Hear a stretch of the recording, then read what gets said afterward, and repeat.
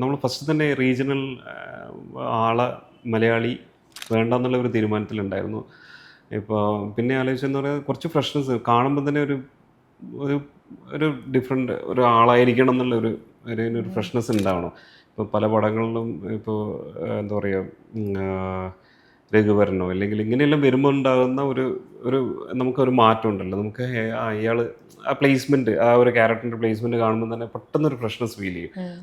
നമ്മുടെ ഓൺ ലാംഗ്വേജിൽ തന്നെ ആളാണെങ്കിൽ ആ ഒരു ഫ്രഷ്നെസ് ഫീൽ ചെയ്യില്ല. അങ്ങനത്തെ എല്ലാം കാര്യങ്ങൾ കൊണ്ടാണ് നമ്മൾ ഒരു കുറച്ച് ഹിന്ദിയിലോ അല്ലെങ്കിൽ തെലുങ്കിലോ അല്ലെങ്കിൽ കന്നഡത്തിലോ ഏതെങ്കിലും ആക്ടർ വേണം എന്നുള്ളൊരു തോട്ട് പോയത്. അപ്പോൾ നോക്കുമ്പോൾ കറക്റ്റായിട്ട് ആനിമൽ മൂവി ഹിറ്റാവുന്നു, അതിലുള്ള ആൾ മതി എന്നുള്ളൊരു.